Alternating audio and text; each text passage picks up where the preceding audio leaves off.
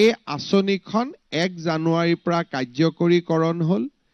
এতিয়াৰ পৰা ৰাজ্য চৰকাৰৰ যিকোনো কৰ্মচাৰীৰ প্ৰাকৃতিক মৃত্যু হ'লেও তেওঁলোকে ষ্টেট বেংক আৰু ইউনিয়ন বেংকৰ পৰা 10 লাখ টকাৰ লাইফ ইন্সুৰেন্স লাভ কৰিব। যদি প্ৰাকৃতিক হয়, ডিজিজৰ কাৰণে বেমাৰত মৃত্যু হয়, তথাপিতো চৰকাৰে আগবঢ়োৱা সুবিধাৰ উপৰিও তেওঁলোকে অতিৰিক্তকৈ আৰু 10 লাখ টকা লাভ কৰিব। ইয়াৰ উপৰিও যদি এক্সিডেণ্টেল ডেথ হয় 1 কোটি টকা তেওঁলোকৰ পৰিয়ালে পাব। যদি দুৰ্ঘটনাজনিত মৃত্যু হয়, দুৰ্ঘটনাত যদি তেওঁলোক পাৰ্মানেণ্ট ডিজেবল হয় 1 কোটি টকা পাব আৰু পাৰ্মানেণ্ট পাৰ্চিয়েল ডিজেবিলিটি হলে 80 লাখ টকা পৰ্যন্ত এই দুইটা বেংকৰ পৰা কৰ্মচাৰীসকলে লাভ কৰিব। আমি আজিৰ পৰা বদলি বা ট্ৰান্সফাৰ প্ৰক্ৰিয়াত এটা স্বচ্ছতা আনিব খুজিছো। তৃতীয় আৰু চতুৰ্থ শ্ৰেণীৰ কৰ্মচাৰীসকলে ট্ৰান্সফাৰ বিচাৰি চৰকাৰী কাৰ্যালয় দুৱাৰে দুৱাৰে ঘূৰি ফুৰাটো এটা নিত্য নৈমিত্তিক কথা আছিলে। নাৰ্ছৰ পৰা আৰম্ভ কৰি ফাৰ্মাচিষ্টৰ পৰা পুলিচ কনিষ্টবলৰ পৰা তেওঁলোকে চৰকাৰৰ দপ্তৰে দপ্তৰে ট্ৰান্সফাৰ পোষ্টিং বিচাৰি ঘূৰি ফুৰে আৰু বিভিন্ন ক্ষেত্ৰত ই ৰাজনৈতিক হস্তক্ষেপৰো এক প্ৰক্ৰিয়া হৈ পৰে। আজি আমি এটা পোৰ্টেল মুকলি কৰিছো যাক স্বাগত সতীৰ্থ বুলি কৈছো। এই পোৰ্টেলটো প্ৰত্যেক বছৰে 1 জানুৱাৰীৰ পৰা 28 ফেব্ৰুৱাৰীলৈকে খোলা থাকিব। ৰাজ্যৰ তৃতীয় আৰু চতুৰ্থ বৰ্গৰ কৰ্মচাৰীসকলে যিমান কৰ্মচাৰীয়ে আবেদন কৰিব খোজে বদলিৰ 1, 2, 3, 4, 5 5টা অপশ্যন দি 5খন জিলাৰ অপশ্যন দি তেওঁলোকে বদলিৰ প্ৰক্ৰিয়াত অন্তৰ্ভুক্ত হ'ব আৰু এটা পাৰস্পৰিক বুজাবুজিৰে যিমান আমি একমডেট কৰিব পাৰো, অৰ্থাৎ কোনো এখন ইনষ্টিটিউচনক খালী নকৰোৱা কৰি যদি এখন হস্পিটালৰ পৰা এগৰাকী নাৰ্ছ গুচি আহে তাত সেৱা বন্ধ হৈ যায়, কিন্তু যদি এগৰাকী ওলাই যায় এগৰাকী সোমাই আহে তেতিয়াহ'লে চিকিৎসালয়খনৰ সেৱা বঞ্চিত নহয়। সেইকাৰণে আজি আমি এটা নতুন পোৰ্টেল ভাৰতৰ ভিতৰতে প্ৰথম আমি এটা নতুন স্বচ্ছতা আনিছো যে এতিয়াৰ পৰা তৃতীয় আৰু চতুৰ্থ বৰ্গৰ কৰ্মচাৰী গোটেই বছৰটো ট্ৰান্সফাৰ পোষ্টিং হৈ নাথাকে। জানুৱাৰী মাহত পোৰ্টেলত আবেদন কৰিব, 28 ফেব্ৰুৱাৰীলৈকে পোৰ্টেল খোলা থাকিব। বিহুৰ আগতে 14 এপ্ৰিলৰ আগতে কম্পিউটাৰে ট্ৰান্সফাৰ কৰি দিব, বিষয়াই নহয়। কম্পিউটাৰে লোকেট কৰিব যে এওঁ শিৱসাগৰৰ পৰা ধেমাজি আহিব খুজিছে, এখেতে ধেমাজিৰ পৰা শিৱসাগৰত আহিব খুজিছে। কম্পিউটাৰে তাক লোকেট কৰিব, কম্পিউটাৰে ডিচাইড কৰিব আৰু ডাইৰেক্টৰৰ ডিজিটেল সিগনেচাৰত ট্ৰান্সফাৰ অৰ্ডাৰ ওলাই যাব। তাত মেনুৱেল হস্তক্ষেপ কাৰোৱে নাথাকিব। খুব সৰুকৈ আৰম্ভ কৰা অৰুণোদয় আঁচনিখন 2028 চনত এখন সৰ্বগ্ৰাসী আঁচনিত পৰিণত হয়। 2021ত 1,83,000, 2022ত 17 লাখ, 2023ত 24 লাখ বেনিফিচিয়াৰী লৈ পেলাই ই 2024ত এখন খুব অল ইনক্লুচিভ পভাৰ্টি এলিভেশ্যনৰ মডেললৈ ৰূপান্তৰিত হয় আৰু যোৱা বছৰ এই আঁচনিখনত ৰাজ্য চৰকাৰে 3,681 কোটি টকা ব্যয় কৰে। আমাৰ ৰাজ্যৰ এই আঁচনিখন ভাৰতবৰ্ষৰ মোষ্ট প্ৰগ্ৰেছিভ লৈ গৈছে। সকলোৱে এতিয়া এটা নীতিগত সিদ্ধান্তত উপনীত হৈছে যে দৰিদ্ৰ লোকক সামগ্ৰী যোগান ধৰাত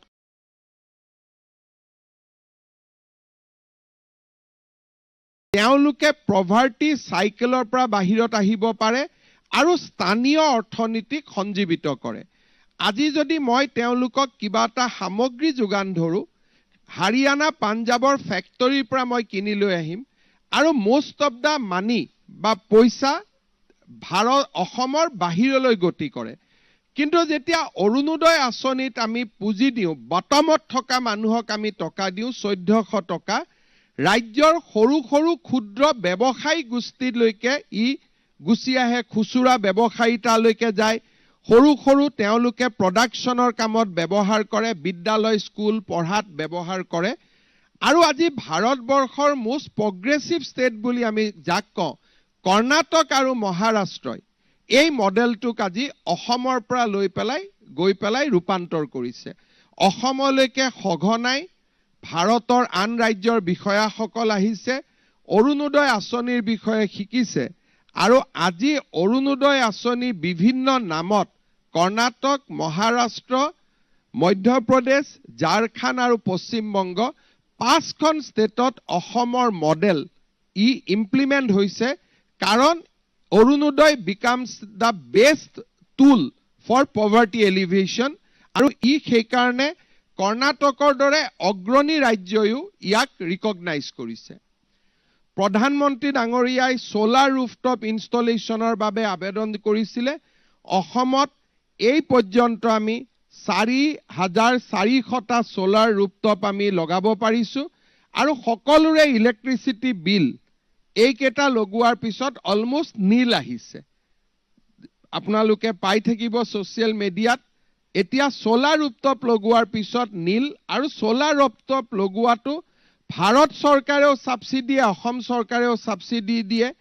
নিজৰ পৰা 20-22 হাজাৰ টকা খৰচ কৰি বাকী 1.5 লাখ টকা ৰাজ্য চৰকাৰ আৰু কেন্দ্ৰীয় চৰকাৰে দিয়ে।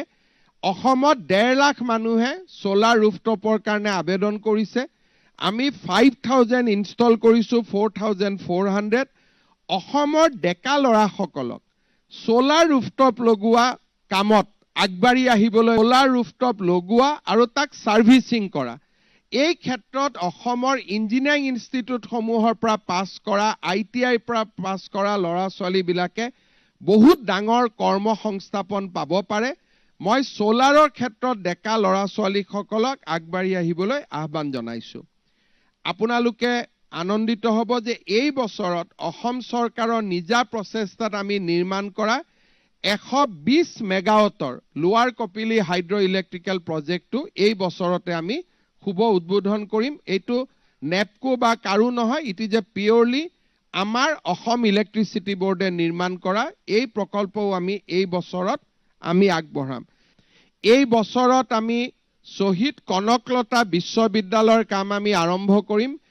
দিছ ইউনিভাৰ্চিটি নৰ্মেল ইউনিভাৰ্চিটি নহ'ব, ইয়াত AI, robotics, 3D, AR, VR যি নতুন ছাবজেক্টছ আছে, এই ছাবজেক্টৰ ওপৰত কনচেনট্ৰেট কৰি গহপুৰত কনকলতা বিশ্ববিদ্যালয় স্থাপনৰ কাম আমি এই বছৰত আৰম্ভ কৰিম with a investment of 400 crores, and this will be a new technology university for state of Assam.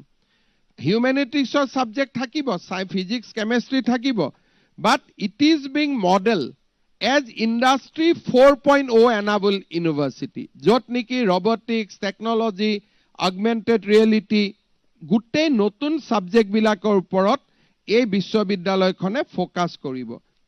বিভিন্ন ধৰণে দৰিদ্ৰ লোকক বিনামূলীয়া চাউল আদিৰে আমি ৰেচন কাৰ্ডৰ কাভাৰেজ বহুত বঢ়াব পাৰিছোঁ।